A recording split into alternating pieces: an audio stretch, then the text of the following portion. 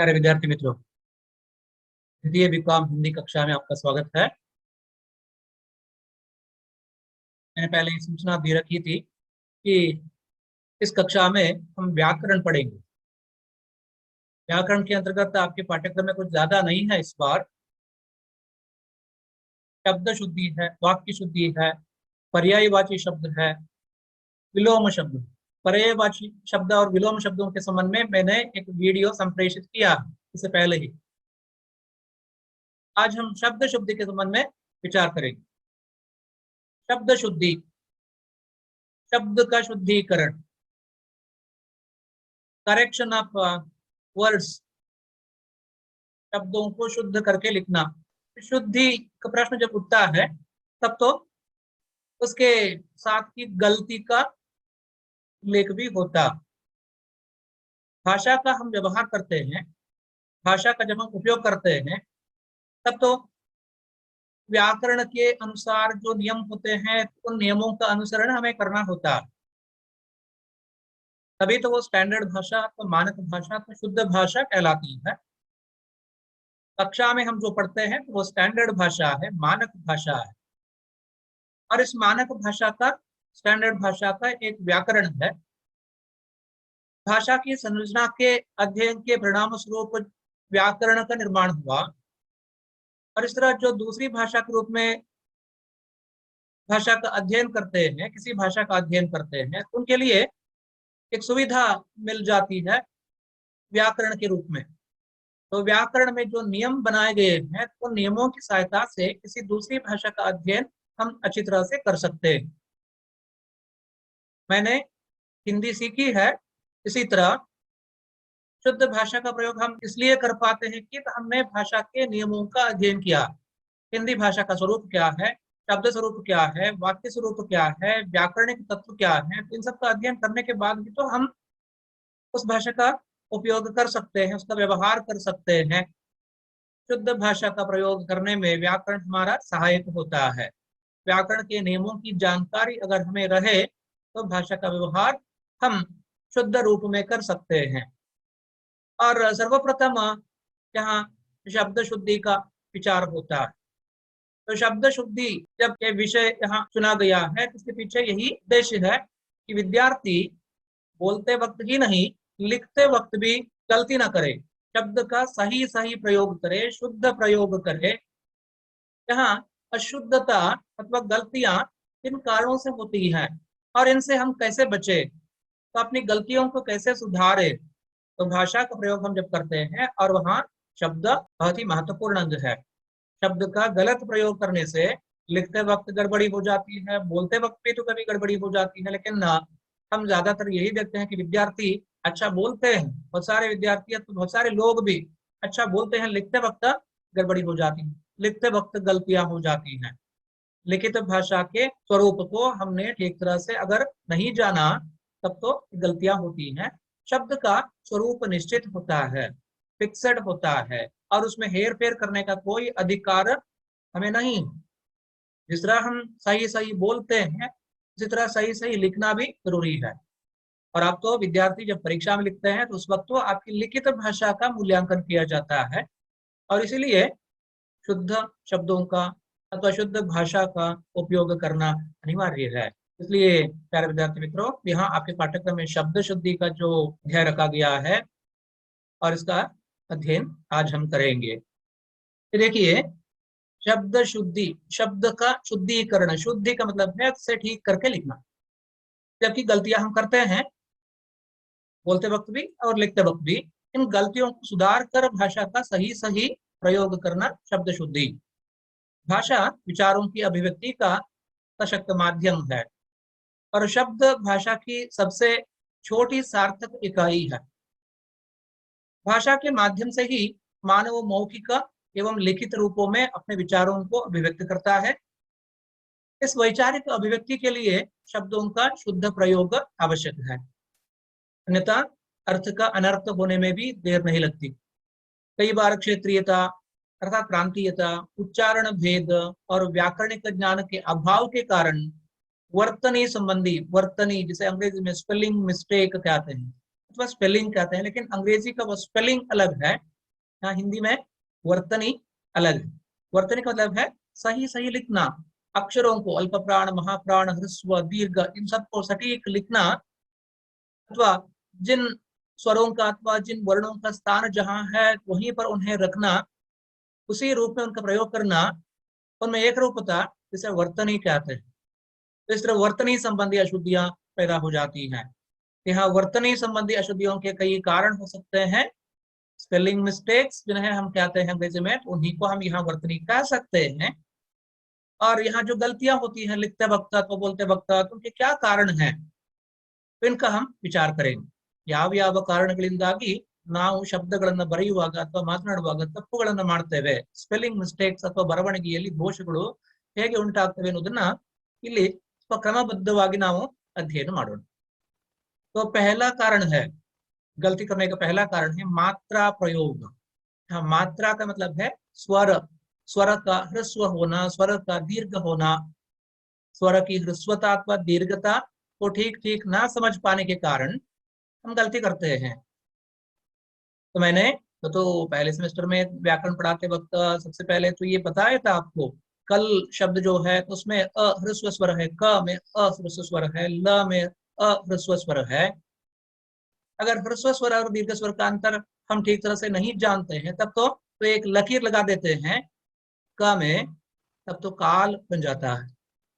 और इसी तरह ल में एक और लकीर लगा देते हैं तब तो काला बन जाता है। तो इस तरह हेर फेर करने से शब्द ही बदल जाता है, शब्द का अर्थ बदल जाता है। मात्रा प्रयोग, इसे मात्रा प्रयोग कहते हैं। हिंदी के कई शब्द ऐसे हैं जिनको लिखते समय मात्रा के प्रयोग विषय का संशय उत्पन्न हो जाता है। ऐसे शब्दों का ठीक से उच्चारण करने पर उचित मात्रा प्रयोग किया जाना संभव होता है। ಸರಿಯಾದ ರೀತಿಯಲ್ಲಿ ನಾವು ಉಚ್ಚಾರಣೆಯನ್ನು ಮಾಡಬೇಕು, ಹಾಗೆಯೇ ಬರವಣಿಗೆಯಲ್ಲಿ ಕೂಡ ಅದನ್ನ ಸರಿಯಾಗಿ ಬರೀಬೇಕು। ಹಾಗಿದ್ರೆ ಮಾತ್ರ ಈ ಮಾತ್ರಾ ಪ್ರಯೋಗ ಅಂದ್ರೆ ಹ್ರಸ್ವ ಮತ್ತೆ ದೀರ್ಘ ಸ್ವರಗಳನ್ನು ಸರಿಯಾಗಿ ತಿಳಿಯದೇ ಇರುವ ಕಾರಣ ಉಂಟಾಗುವಂತಹ ದೋಷಗಳು, ಈ ಮಾತ್ರಾ दोषಗಳನ್ನು निवारिಸಿಕೊಳ್ಳಬೇಕು। मात्रा प्रयोग में गलतियां हो जाती हैं, जहां मात्राओं का प्रयोग हमें ठीक ठीक करना है, जहां ह्रस्व स्वर लगाना है, जहां दीर्घ स्वर लगाना है, ये जानकारी हमें होनी चाहिए। शब्दों के अध्ययन से, डिक्शनरी देखने से अथवा भाषा का निरंतर प्रयोग करने से ये मालूम पड़ता है, यूं ही व्याकरण पढ़ने से ये मालूम नहीं होता। ಹಾಗಾಗಿ ಕೇವಲ ವ್ಯಾಕರಣವನ್ನು ಓದಿದ ಮಾತ್ರಕ್ಕೆ ಇದು ಗೊತ್ತಾಗುದಿಲ್ಲ, ಭಾಷೆ ಅಧ್ಯಯನ ಆಗಬೇಕು, ಭಾಷೆ ಬಳಕೆ ಮಾಡ್ಬೇಕು, ನಾವು ಬರಿಬೇಕು ಅಥವಾ ಕೇಳಬೇಕು, ಓದಬೇಕು। ಸ್ವರದ ಉಚ್ಚಾರಣೆ ಹೇಗೆ, ವ್ಯಂಜನದ ಉಚ್ಚಾರಣೆ ಹೇಗೆ, अथवा ಅದನ್ನು ಬರೆಯುವಂತದ್ದು ಹೇಗೆ, अर्थात लिखित भाषा और कथित भाषा दोनों भाषाओं में भाषा का शुद्ध रूप का प्रयोग करें तो ये आवश्यक है। मात्रा प्रयोग में जहाँ मात्राओं के प्रयोग के संबंध में हम नहीं जानते होते हैं और उस वक्त हमसे गलतियां होती हैं। कुछ उदाहरण हम देखेंगे सीधे। तो यहाँ दो तालिकाएं हैं अथवा जो टेबल है, तो उसमें एक स्तंभ में अशुद्ध शब्द होते हैं और दूसरे शुद्ध शब्दों का स्तंभ है, ಕಾಲಂ। ಇಲ್ಲಿ ಎರಡು ಕಾಲಂ ಇದೆ। ಮೊದಲನೇ ಕಾಲಂನಲ್ಲಿ ಅಶುದ್ಧ ಶಬ್ದಗಳಿವೆ, ತಪ್ಪು ಶಬ್ದಗಳಿವೆ। ಎರಡನೇ ಕಾಲಂನಲ್ಲಿ ಅದನ್ನ ಶುದ್ಧೀಕರಿಸಿ ಸರಿ ಮಾಡಿ ಬರೆಯಲಾಗಿದೆ। तभी तो पहले कालम में आगे जितने सारे शब्द हम देखेंगे तो उनमें पहला कालम अशुद्ध शब्दों का कालम है और दूसरा कालम शुद्ध शब्दों का कालम है, स्तंभ है। तो एक शब्द हम देखेंगे, तो आज शब्द विचार हमें करना है, तो बहुत सारे शब्द हम देखेंगे। अतिथि, ये जो लिखित रूप है जिसकी तरफ ध्यान दे, तो जो स्क्रीन शेयर किया जा रहा है उसकी तरफ विद्यार्थी ध्यान दे। स्क्रीन शेयर ಮಾಡ್ತಾ ಇದ್ದೀನಲ್ಲ ಅದನ್ನ ನೋಡ್ಕೊಳ್ಳಿ। ಅತಿಥಿ ಅಲ್ಲಿ ಅ ಹ್ರಸ್ವ, ತಿ ಅಲ್ಲಿ ಈ ಹ್ರಸ್ವ, ಥ ಮಹಾಪ್ರಾಣ ಥ ವ್ಯಂಜನ ಇದೆ, ಅದರಲ್ಲಿ ಈ ದೀರ್ಘ ಸ್ವರ ಇದೆ। ಈ ದೀರ್ಘ ಸ್ವರವನ್ನು ನೀವು ನೋಡಬಹುದು ಇಲ್ಲಿ, ಇದು ಈ ದೀರ್ಘ ಸ್ವರ, ಈ ದೀರ್ಘ ಸ್ವರ ತಪ್ಪದು। ಸರಿಯಾದ ಶಬ್ದ ಹೇಗೆ ಆಗ್ತದೆ ಅಂತ ಹೇಳಿದ್ರೆ ಅತಿಥಿ ಅ ತಿ ಥಿ, ಅಲ್ಲಿ ತಿಥಿ ಅನ್ನುವಂತ ಶಬ್ದ ಏನಿದೆ ಆ ಶಬ್ದದ ಜೊತೆಗೆ ಆ ಉಪಸರ್ಗ ಸೇರಿಕೊಂಡು ಅದು अतिथि आಗಿದೆ।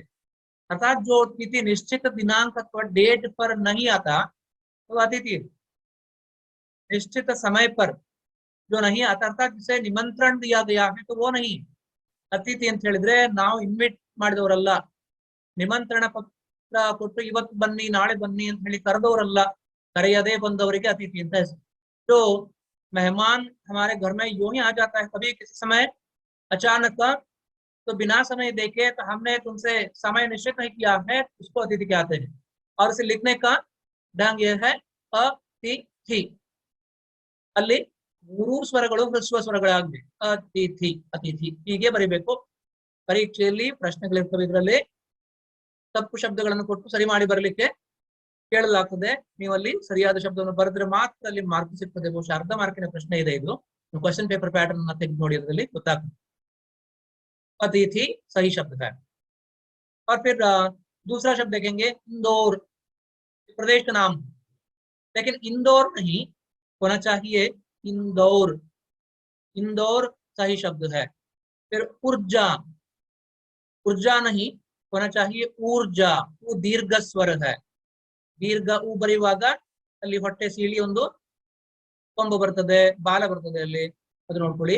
ऊर्जा, ये जो ऊर्जा शब्द है तो उसमें ऊ दीर्घ स्वर है और फिर जा दीर्घ स्वर है और उसमें र रेफ है, से रेफ कहते हैं. अर्कावತ್ತು ಅಂತ ಕನ್ನಡದಲ್ಲಿ ನಾವು ಯಾವಾಗಲೂ ಕರೀತೇವೋ ಅದನ್ನ ಹಿಂದಿಯಲ್ಲಿ ರೇಪ ಅಂತ ಕರೀತಾರೆ. ऊर्जा, तो ऊर्जा सही शब्द है। और उसके बाद उषा, यहाँ गलत शब्द दिया गया है, तो पहले कालम में जो है वो गलत, दूसरे कालम में जो दिया गया है वो सही। उषा गलत है, उषा होना चाहिए। वो ಹ್ರಸ್ವ, ಈ ಹ್ರಸ್ವ ದೀರ್ಘ ಸ್ವಲ್ಪ ವ್ಯತ್ಯಾಸ ಆದ್ರೆ ತಪ್ಪಾಗ್ತದೆ, ಅದು ಉಷಾ ಅಲ್ಲ ಉಷಾ ಆಗ್ಬೇಕು. फिर ಕರುಣ, ಇಲ್ಲಿ ನೋಡ್ಬೋದು ನೀವು ಕರುಣ ಆಗಿದೆ, दीर्घ स्वर। यहाँ पर अब देख सकते हैं कि करुणा हो गया है, करुणा नहीं करुणा। ये र लिखने का तरीका है, ह्रस्व उ है और ये दीर्घ उ है। दीर्घ उ में लिखने का ढंग अलग है, ह्रस्व उ में लिखने का ढंग अलग है। ಹಾಗಾಗಿ ಇದು ಲಿಖಿತ ಭಾಷೆ, ಲಿಖಿತ ಭಾಷೆಯಲ್ಲಿ ಸರಿಯಾಗಿ ಬರೆಯುವಂತದ್ದನ್ನ ನೀವು ಕಲ್ತ್ಕೊಳ್ಬೇಕು. ಅಕ್ಷರಗಳು, ಆ ಅಕ್ಷರಗಳ ಹ್ರಸ್ವ ದೀರ್ಘ ಸ್ವರೂಪಗಳು, ಸ್ವರ, ವ್ಯಂಜನ, ಮಾತ್ರ ಸ್ವರೂಪ ಅಂದ್ರೆ ಕಾಗುಣಿತ ಅಂತ. ಮಾತ್ರ ಸ್ವರೂಪ ಅಂತ ಹೇಳಿದ್ರೆ ಕಾಗುಣಿತ, ಕಾಗುಣಿತಕ್ಕೆ ಮಾತ್ರ ಪ್ರಯೋಗ ಅಂತ ಕರೀತಾರೆ. करुणा, करुणा सही शब्द है, ये सही शब्द है। फिर तीसरा शब्द हम देखेंगे, अगला शब्द देखेंगे क्योंकि। क्योंकि गलत है, क्योंकि की ह्रस्व, क्योंकि, क्यों प्रश्न है और उसमें की जोड़कर यहाँ एक शब्द बनाया गया है क्योंकि, क्योंकि सही शब्द है। दूसरे कालम में जो शब्द है वो सही है। फिर गीतांजलि हो गया है, आप भी तो लिखते समय इस तरह की गड़बड़ी करते हैं। ಗೀತಾಂಜಲಿ हो गया है, ಗಿ ಹ್ರಸ್ವ ಆಗಿದೆ, ಇದು ಇದು ಹ್ರಸ್ವ ಆಗಿದೆ, ಇದು ಹ್ರಸ್ವ ಅಲ್ಲ, ಅದು ಹೀಗೆ ಆಗ್ಬೇಕು, ಗೀತಾಂಜಲಿ, गी दीर्घ ಹೀಗೆ ಬಲಗಡೆಗೆ, गीतांजलि, ता भी दीर्घ है, ज में ह्रस्व स्वर है, ली में ह्रस्व ई स्वर है, गीतांजलि। गीतांजलि नहीं गीतांजलि, इतना ही है सही शब्द। फिर यहाँ देखिए संख्या के लिए शब्द है 43, ये 43 है, 43 गलत है, 43 होना चाहिए। 43 ಅಂತ ಹೇಳಿದ್ರೆ 43, 43ಕ್ಕೆ 43 ಅಂತ ಹೆಸರು. ಅಲ್ಲಿ 40 ಅಂತ ಹೇಳಿದ್ರೆ 40, 40ರ ನಂತರ 41, उसके बाद 42, 43, 44, 45, 46, 47, 48, उसके बाद 49, 50, ये संख्याएं। तो संख्याओं को भी तो ठीक ठीक हमें समझना है, 43 नहीं 43, 41 41, 42 42, 43 43, 44 44, 45 45, 43 इस तरह से लिखा जाता है। फिर एक और शब्द हम देखेंगे त्रिपुरारी। त्रिपुरा अरी, यहाँ संधि है शब्द में, त्रिपुरा अरी त्रिपुरारी, तो दीर्घ संधि होती है, ಕನ್ನಡದಲ್ಲಿ ಸವರ್ಣ ದೀರ್ಘ ಸಂಧಿ ಅಂತ ಹೇಳ್ತಾರೆ, ಹಿಂದಿಯಲ್ಲಿ ದೀರ್ಘ ಸಂಧಿ ಅಂತ ಕರೀತಾರೆ. त्रिपुरा त्रिपुरा अरी त्रिपुरारी, त्रिपुरारी इस तरह से त्रिपुरारी, अरी अरी शब्द में ई ह्रस्व स्वर है, त्रिपुरारी ಅಷ್ಟೇ, ರಿ ಹ್ರಸ್ವ, ದೀರ್ಘ ಅಲ್ಲ, ಇದು ದೀರ್ಘ ಅಲ್ಲ, ಇದು ಹ್ರಸ್ವ. त्रिपुरारी, त्रिपुरारी अल्ल त्रिपुरारी।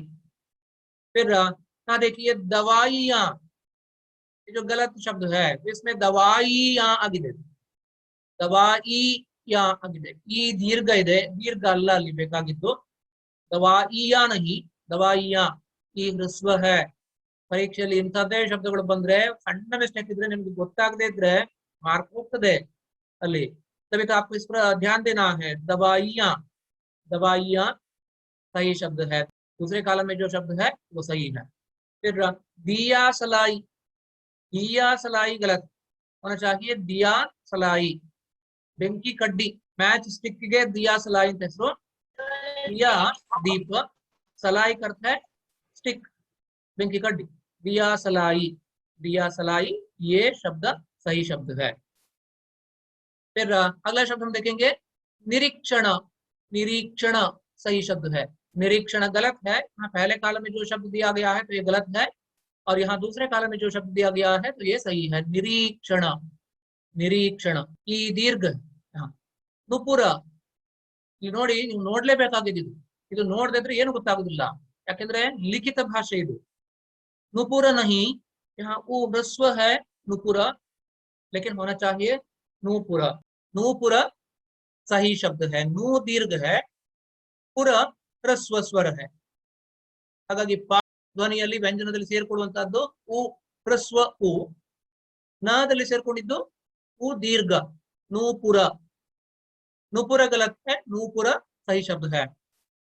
प्रतिलिपि, प्रतिलिपि आಗಿದೆ, प्रतिलिपि आಗಿದೆ, प्रतिलिपि अल्ल ಅದು प्रतिलिपि। प्रतिलिपि यहाँ ह्रस्व स्वर है, ता में ह्रस्व स्वर है, ली में ह्रस्व स्वर है, पी में ह्रस्व ही है, प्रतिलिपि। फिर आहुति नहीं, आहुति ಇಲ್ಲಿ ಹ್ರಸ್ವ ಸ್ವರ ಬರ್ತದೆ।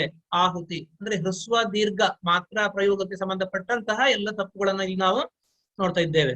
ಎಲ್ಲವೂ ಕೂಡ ಸ್ವರಗಳ ಪ್ರಯೋಗಕ್ಕೆ ಸಂಬಂಧಪಟ್ಟಿದ್ದಾಗಿದೆ। ಇದು मात्रा प्रयोग से संबंधित गलतियां हैं, मात्रा प्रयोग से संबंधित अशुद्धियां हैं, 12 खड़ी से संबंधित अशुद्धियां हैं। आहुति, आहुति में ह्रस्व स्वर का प्रयोग होता है। तो अगला शब्द हम देखेंगे इकाई। इकाई नहीं होना चाहिए इकाई, ई ह्रस्व है, का दीर्घ है, ई दीर्घ, इकाई। फिर अगला शब्द है उहापोह। उहापोह नहीं होना चाहिए उहापोह, ऊ दीर्घ स्वर है, तो ये दीर्घ स्वर है, ऊ दीर्घ स्वर है, उहापोह। फिर एरावत, ये एरावत हो गया है, होना चाहिए ऐरावत। ऐरावत सही शब्द है। ऐरावत इंद्र के हाथी का नाम, स्वर्गद ಒಡೆಯ ಇಂದ್ರನ ಆನೆಯ ಹೆಸರು ಐರಾವತ। ऐरावत, ये आई लिखने का ढंग है, ये ए अलग है, आई अलग है। ಮೇಲ್ಗಡೆ ಒಂದು ಕೊಂಬು ಕೊಟ್ರೆ ಮಾತ್ರ ಅದು, ಎರಡು ಕೊಂಬಿಲ್ಲ, ಒಂದೇ ಕೊಂಬು, ಅದು ಐ ಆಗ್ತದೆ, ಐರಾವತ। ऐ दीर्घ स्वर है, रा दीर्घ स्वर है, व ह्रस्व है, त ह्रस्व है, ऐरावत। फिर केकई, यहाँ केकई गलत है, होना चाहिए कैकेयी। कैकेयी, कई में दो सींगे हैं, कई ಇದು ಐ ಬರೆಯುವಾಗ ಒಂದೇ ಕೊಂಬು, ಆದ್ರೆ ಕೈ ಅಂತ ಬರೆಯುವಾಗ ಎರಡು ಕೊಂಬು ಇರ್ತದೆ, ಇದನ್ನ ಗಮನಿಸಿ। ಐಯಲ್ಲಿ ಎರಡು ಕೊಂಬು ಹಾಕುದಿಲ್ಲ, ಒಂದೇ ಕೊಂಬು ಇರುವಂತದ್ದು, ಕೊಂಬಿಲ್ಲದಿದ್ರೆ ಅದು ಎ ಆಗ್ತದೆ। ಕೈ ಬರೆಯುವಾಗ ಅಲ್ಲಿ ಎರಡು ಕೊಂಬುಗಳು ಬೇಕಾಗ್ತದೆ, दो सींगे लगती हैं कई, और के लिखने में एक ही सींग लगती है, कई के ई, या और उसमें दीर्घ ई स्वर है, कई के ई सही शब्द है। फिर क्षिति एक शब्द है, क्षिति दीर्घ स्वर है तो गलत है, होना चाहिए यहाँ क्षिति। क्षिति ಅಂತ ಹೇಳಿದ್ರೆ भूमि, क्षिति का अर्थ है धरती। क्षितिज ಅಂತ ಹೇಳಿದ್ರೆ दिगंत, दिगंत को क्षितिज कहते हैं, क्षिति का अर्थ है धरती। क्षिति, यहाँ क्ष में भी ई ह्रस्व स्वर है, ता में भी ये ह्रस्व स्वर है, क्षिति। अगला शब्द देखेंगे गौतम। गौतम होना चाहिए, गौतम नहीं गौतम। दूसरे कालम में जो शब्द दिया गया है तो वह सही है, गौतम शब्द। फिर तिथि, अतिथि शब्द हम देख चुके हैं, तो उसी प्रकार यहाँ भी तो तिथि नहीं, तिथि ह्रस्व स्वर है, तिथि। फिर अगला शब्द है तिलांजलि। तिलांजलि नहीं तिलांजलि, इल्लू ಕೂಡ ह्रस्व स्वर, तिलांजलि। ली में दीर्घ स्वर नहीं है, तिलांजलि। ई में ह्रस्व स्वर है, ला में आ दीर्घ स्वर है, जा में ह्रस्व है, और ली ह्रस्व है, तिलांजलि। अगला शब्द है त्योहार। तो सामान्य रूप से हम लिखते वक्त ये गड़बड़ी करते हैं कि त्योहार में एक बिंदु लगाते हैं, अनुस्वर लगाते हैं, लेकिन ये गलत है। त्योहार, तो यहाँ पहले काल में जो दिया गया है तो वो त्योहार है, त्योहार नहीं। होना चाहिए त्योहार, और उसमें अनुस्वार भी नहीं लगता। सही शब्द है त्योहार, त्योहार, और उसमें अनुस्वार नहीं है त्योहार। लेकिन बोलते वक्त अनुस्वार सहित उसको उच्चारण सामान्य रूप से हम करते हैं, किया जाता है। टीवी पर भी तो हम इसे सुनते हैं, ऐसे ही सुनते हैं। लेकिन सही शब्द त्योहार। दिवारात्रि, दिवारात्रि नहीं, दिवारात्र होना चाहिए। संस्कृत का शब्द है, तत्सम शब्द है। तो रात्र शब्द का प्रयोग हिंदी में वैसा ही नहीं होता, रात्रि के रूप में होता है। लेकिन यहाँ दिवारात्र जो शब्द है उसमें दिवारात्रि नहीं, दिवारात्र सही शब्द। ಹಾಗಾಗಿ ಎರಡನೇ ಶಬ್ದ ಏನಿದೆ ದಿವಾರಾತ್ರ ಸರಿಯಾದ ಶಬ್ದ। निरव, निरव गलत है, नीरव, नीरव करते हैं निशब्द, नी दीर्घ, नी रव, रव ಅಂತ ಹೇಳಿದ್ರೆ ಶಬ್ದ, रव शब्द, नीरव निशब्द। फिर नीति, नीति गलत है, नीति, नी दीर्घ है, ति ह्रस्व है, नीति, नीति। नीति शब्द राजनीति आदि शब्दों में इसका उपयोग किया जाता है। नीति, नीति नहीं, नीति सही शब्द है। फिर प्रतिनिधि, प्रतिनिधि ಆಗಿದೆ। ಸರಿಯಾಗಿ ಏನಾಗಬೇಕು ಅಂತ ಹೇಳಿದ್ರೆ ಪ್ರತಿನಿಧಿ, ಪ್ರತಿನಿಧಿ ಹ್ರಸ್ವ, ಎಲ್ಲವೂ ಕೂಡ ಹ್ರಸ್ವ ಇದೆ, प्रतिनिधि। पत्नी, पत्नी ह्रस्व नहीं है, वह दीर्घ स्वर है, पत्नी, पत्नी सही शब्द है। ಮೇಲೆಲ್ಲ ನಾವು ಹ್ರಸ್ವ ಸ್ವರಗಳಲ್ಲೇ ನೋಡಿದ್ವು, ಹೆಚ್ಚಿನ ಅಂಶ ಎಲ್ಲ ಕೊನೆಯಲ್ಲಿ ಬರುವಂತಹ ಸ್ವರಗಳು ಹ್ರಸ್ವ ಇದ್ವು, ಆದ್ರೆ ಇಲ್ಲಿ ಮಾತ್ರ ಪತ್ನಿ ಶಬ್ದದಲ್ಲಿ ಈ दीर्घ स्वर, पत्नी नहीं, पत्नी दीर्घ स्वर है।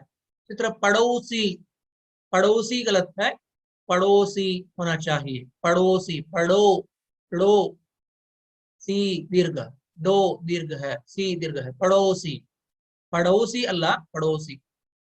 फिर परीक्षित, परीक्षित नहीं, परीक्षित, परीक्षित री दीर्घ है, ची ह्रस्व। परीक्षा, परीक्षा शब्द से ये शब्द बना है परीक्षित, परीक्षित सही शब्द है। दूसरे काल में जो दिया गया है ये सही शब्द है। फिर अगला शब्द है पूज्य, पूज्य नहीं, पूज्य लिखा जाता है, पूज्य, वो दीर्घ स्वर। पुरस्कार, पुरस्कार गलत है, होना चाहिए पुरस्कार। ಇಲ್ಲಿ ಊ ಇಲ್ಲ, ಊ ರ, ರ ಅದರಲ್ಲಿ ಆ ಇಲ್ಲ, ಆ ಇದು ಊ ಸ್ವರ ಇಲ್ಲ। पहले काल में जो शब्द दिया गया है पुरस्कार गलत है, तो दूसरे काल में इसका सही रूप दिया गया है पुरस्कार, पुरस्कार।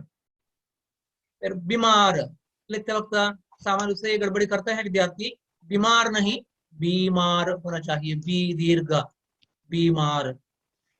फिर अगला शब्द देखेंगे मिट्टी, मिट्टी नहीं, ಅದು ಹ್ರಸ್ವ ಸ್ವರ ಆಗಿದೆ, मिट्टी, मिट्टी होना चाहिए मिट्टी, मिट्टी, मिट्टी दीर्घ स्वर है, मी में ह्रस्व स्वर है, टी में दीर्घ स्वर है, मिट्टी संयुक्ताक्षर है, द्वित्व व्यंजन है। माँ में ई ह्रस्व स्वर है, और अंत में जो ट ध्वनि है उसमें ई दीर्घ स्वर लगा है, मिट्टी। उसके बाद मूल्य, मूल्य नहीं, मूल्य होना चाहिए, मू दीर्घ स्वर, ಕೆಳಗಿನಿಂದ ಹೇಗೆ ಸುರುಳಿ ಸುತ್ತಿ ಕೆಳಗೆ ಇಳಿಸಬೇಕು, ಸುರುಳಿಯನ್ನು ಸುತ್ತಿ ಬಲಗಡೆಯಿಂದ ಕೆಳಗೆ ಇಳಿಸಬೇಕು, ಅವಾಗ ಅದು ಮೂಲ್ಯ, ಮೂಲ್ಯ, अमूल्य, मूल्य जब हम लिखते हैं मू दीर्घ स्वर, ओ दीर्घ स्वर है ये।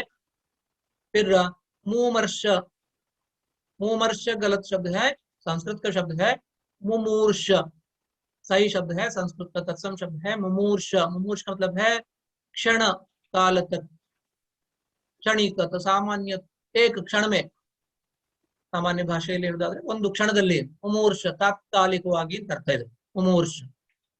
फिर युयुत्सा, एक और संस्कृत का तत्सम शब्द है युयुत्सा, गलत है, होना चाहिए युयुत्सा। युयुत्सा का मतलब है यहाँ अभिलाषा, इच्छा, युयुत्सा जानने की इच्छा, समझने की इच्छा, इच्छा के अर्थ में इसका उपयोग किया जाता है युयुत्सा। फिर रूप, लेकिन लिखना इस तरह नहीं है, पहले काल में जो दिया गया है तो वह रूप हो गया है, ह्रस्व उ स्वर यहाँ लगा है, रूप हो गया है, होना चाहिए रूप, यहाँ दीर्घ उ स्वर। दूसरे काल में जो शब्द है वह रूप दीर्घ स्वर है। फिर अगला शब्द है रुपया। रुपया नहीं होना चाहिए, रुपया। रुपया, यहाँ र में ह्रस्व उ है, उ ह्रस्व स्वर है, रुपया। रुपया अल्लाह, रुपया होना चाहिए। फिर श्रीमती। श्रीमती ह्रस्व नहीं है, श्रीमती दीर्घ स्वर होता है। श्रीमती, ती में ई दीर्घ स्वर है, श्रीमती। परीक्षा। परीक्षा में रिक्षा, वहां री जो ह्रस्व है लेकिन वह ह्रस्व नहीं है, वह दीर्घ स्वर होना चाहिए। परीक्षा, री दीर्घ, परीक्षा। फिर पीताम्बर। ये पीताम्बर नहीं होना चाहिए, पीताम्बर। पी दीर्घ स्वर, ता दीर्घ स्वर है, आ दीर्घ स्वर है, और फिर बा में ह्रस्व है, रा में ह्रस्व है, पीताम्बर। फिर हम देखेंगे पूजनीय। तो पूजनीय नहीं, पूजनीय होना चाहिए, पूजनीय। पूजनीय नहीं, पूजनीय। अथवा इसे पूज्य कह सकते हैं, पूजनीय अथवा पूज्य, ಎರಡರೊಳಗೆ ಒಂದು ಮಾತ್ರ ಬಳಸಬೇಕು, ಯಾವ್ದಾದ್ರು ಒಂದು ಸರಿ। ಪೂಜ್ಯ ಅಂತ ಹೇಳಿದ್ರೆ ಸರಿ, ಪೂಜನೀಯ ಅಂತ ಹೇಳಿದ್ರೆ ಸರಿ, ಪೂಜ್ಯನೀಯ ಆಗುದಿಲ್ಲ। ಎರಡನ್ನು ಒಟ್ಟಿಗೆ ಸೇರಿಸುವುದಲ್ಲ, ಎರಡು ಬೇರೆ ಬೇರೆ ಶಬ್ದಗಳು। पूज्य अलग शब्द है, पूजनीय अलग शब्द है, पूज्य अथवा पूजनीय। फिर बदाइया। बदाइया नहीं, बदाइया।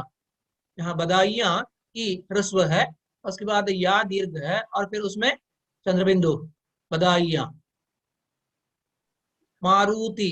मारुति नहीं, मारुति। मारुति कैसे लिखते हैं?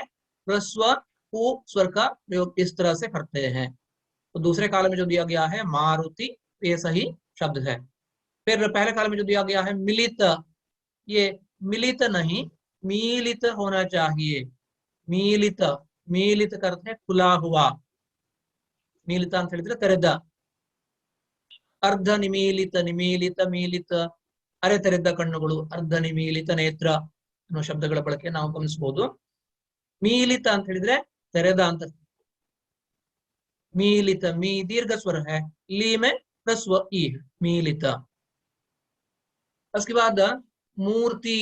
मूर्ति गलत है, मूर्ति सही शब्द है, मूर्ति। मु दीर्घ है, ती में ई ह्रस्व ई है, मूर्ति। मैथिली शरण। ಮೇಥಲಿ ಶರಣ ಆಗಿದೆ, ಮೇಥಲಿ ಶರಣ ಆಗಿದೆ, ಅದು ಆಗ್ಬೇಕಾದ ಏನು ಅಂತ ಹೇಳಿದ್ರೆ मैथिली शरण। मैथिली शरण, मै आई है इसमें, और फिर त व्यंजन में ई ह्रस्व स्वर है, फिर ल में ई दीर्घ स्वर है, शरण में तीनों स्वर ह्रस्व स्वर है। मैथिली शरण, मैथिली शरण सही प्रयोग। फिर रचयिता। रचयिता नहीं, रचयिता होना चाहिए। लिखते वक्त ये गड़बड़ी हो जाती है सामान्य रूप से, तो सही रूप आपको लिखना है र च ये ता, रचयिता। और फिर रात्रि। ये तो बार बार गलती करते हैं विद्यार्थी, रात्रि। रात्रि दीर्घ नहीं है, रात्रि, त्रि यहाँ ह्रस्व स्वर है, रात्रि। और फिर शारीरिक। शारीरिक में यहाँ पहले काल में जो दिया गया है तो गलत है, वो हो गया है ಶಾರೀರಿಕ, ಶಾರೀರಿಕ ಆಗಿದೆ, ಶಾರೀರಿಕ ಅಂತ ಆಗಿದೆ। ಆಗ್ಬೇಕಾದ್ದು ಎರಡನೇ ಕಾಲಂನಲ್ಲಿರುವ ಹಾಗೆ दूसरे काल में जो दिया गया है सही शब्द शारीरिक। शारी री दीर्घ स्वर है, उसके बाद रिक में री ह्रस्व है, शारीरिक, शारीरिक सही शब्द है। हरितिमा कैसे लिखे? ये जो लिखा गया है तो ये हो गया है हरितिमा। हरितिमा गलत है, हरितिमा, हरितिमा, हरि दीर्घ ति ई ह्रस्व, हरितिमा। तो ये मात्रा प्रयोग संबंधी गलतियां हैं। उसके बाद गलती करने के कुछ और कारण है। आगम एक कारण है। आगम का मतलब है शब्दों के प्रयोग में अज्ञानवश अथवा भूल के कारण गलती से जब अनावश्यक वर्णों का प्रयोग किया जाए तो उसे आगम कहते हैं। ಅಂದ್ರೆ ಶಬ್ದಗಳನ್ನು ಬಳಸುವಾಗ ಬೇಡದ್ದನ್ನು ನಾವು ಸೇರಿಸಿದ್ರೆ, ಅನಾವಶ್ಯಕ ವರ್ಣಗಳನ್ನು ಸೇರಿಸಿದ್ರೆ, ಪ್ರಯೋಗ ಮಾಡಿದ್ರೆ ಅದನ್ನ ಆಗಮ ದೋಷ ಅಂತ ಹೇಳಿ ಕರೆಯುವಂತದ್ದು। ಆಗಮ ಅಂತ ಹೇಳಿದ್ರೆ ಬರ್ತದೆ, ಹೆಚ್ಚಿದನ್ನು ನಾವು ಸೇರಿಸ್ತೇವೆ ಅಂತ ಅರ್ಥ। आगम स्वर व व्यंजन दोनों का हो सकता है, कभी स्वर को हम मिला लेते हैं, कभी व्यंजन को मिला लेते हैं, अतिरिक्त रूप से प्रयुक्त इन वर्णों को हटाकर शब्दों का शुद्ध प्रयोग किया जा सकता है। इस तरह हम किसी शब्द में कोई स्वर अथवा व्यंजन जोड़कर बोलते हैं अथवा लिखते हैं जो नहीं होना चाहिए, तब तो उसे आगम दोष कहते हैं। तो स्वर का आगम होता है, उसी तरह व्यंजन का आगम भी होता है। उदाहरण हम देख सकते हैं यहाँ। अशुद्ध प्रयोग हम देखेंगे, अत्याधिक, अत्याधिक नहीं, वो अत्यधिक होना चाहिए, संधि के कारण यहाँ दोष है। तो यहाँ आगम संधि, संधि में यहाँ गलती हम करें तो दोष होगा, वो अति अधिक अत्यधिक आकृति, तो अत्याधिक अंत अति अति अधिक ಅತ್ಯಧಿಕ ಅತ್ಯಧಿಕ ಅಂತ ಅರ್ಥದಲ್ಲಿ ದೀರ್ಘ ಸ್ವರ ಬರುವುದಿಲ್ಲ, ಆದ್ರೂ ದೀರ್ಘ ಸ್ವರವನ್ನು ಸುಮ್ಮನೆ ಸೇರಿಸಿಕೊಂಡ್ರೆ ತಪ್ಪಾಗ್ತದೆ. अत्यधिक, अत्यधिक सही शब्द है, अति अधिक अत्यधिक। फिर अगला शब्द देखेंगे अहोरात्रि। तो फिर से एक बार तीसरा की गलती हम पहले ही देख चुके हैं, अहोरात्रि नहीं अहोरात्र सही शब्द है, अहोरात्र सही शब्द है। यहाँ भी तो त्रि में ई स्वर हमने यूं ही जोड़ लिया उसमें, तो ये गलत है, इसलिए यहाँ ई स्वर का आगम हुआ तो हमने बना लिया, जोड़ लिया उसमें, जो गलत है। होना चाहिए अहोरात्र, अहोरात्र सही शब्द है। पहला, तो लिखते वक्त भी हम गलती करते हैं, कभी कभी बोलते वक्त भी तो ये गलती करते हैं, पहला, पहले आदि, पहले नहीं पहला, पहला, हा में वहां अ स्वर है, ई नहीं है, लेकिन हमने यो ही उसमें ई जोड़ दिया, ई स्वर जोड़ दिया तो गलत होगा। पहला, पहला बोलते वक्त हम इसे पहला बोलते हैं। प्रदर्शिनी, प्रदर्शिनी नहीं प्रदर्शनी, एग्जीबिशन, अंग्रेजी में जैसे एग्जीबिशन कहते हैं वस्तु प्रदर्शना, तो प्रदर्शनी हिंदी में से प्रदर्शनी कहते हैं एग्जीबिशन को, प्रदर्शनी ಅದು ಪ್ರದರ್ಶಿನಿ ಅಲ್ಲ, ಅದು ಈ ಸ್ವರವನ್ನು ಸೇರಿಸಿಕೊಂಡಿದ್ದು ತಪ್ಪಾಗ್ತದೆ, प्रदर्शनी। फिर द्वारिका, यहाँ द्वारिका धाम गुजरात में है, तो उसे द्वारिका हम अगर कहेंगे तो वो गलत होगा, सही शब्द है द्वारका, द्वारका सही शब्द है। फिर अहिल्या, तो इस तरह का प्रयोग बार बार होता है, पुस्तकों में भी, अखबारों में भी, रिपोर्टिंग में भी हम ये देखते हैं, अहिल्याबाई, अहिल्याबाई नहीं अहल्या सही शब्द है, अहल्या, अहल्या सही शब्द है, अहिल्या नहीं। आधीन, आधीन गलत है, अधीन सही शब्द है, आधीन नहीं अधीन, ಅಂದ್ರೆ ಇಲ್ಲಿ ಎಕ್ಸ್ಟ್ರಾ ಸ್ವರವನ್ನು ಸೇರಿಸಿಕೊಂಡ್ರೆ ತಪ್ಪಾಗ್ತದೆ, ಆಗಮ ದೋಷ। आधीन गलत है, अधीन सही शब्द है। तदानुकूल, संधि के कारण यहाँ जिस ध्वनि का अथवा स्वर का उच्चारण हमें करना चाहिए उसके बदले में हम कुछ और कर रहे हैं, तदानुकूल, तद अनुकूल, तदानुकूल नहीं तदनुकूल होता है, तदनुकूल। वापिस, वापस, वापिस में ई हमने जोड़ लिया, वापस सही शब्द है। प्यारे विद्यार्थी मित्रों, एक ही मिनट बचा है, अगली कक्षा में इसे हम आगे बढ़ाएंगे। धन्यवाद।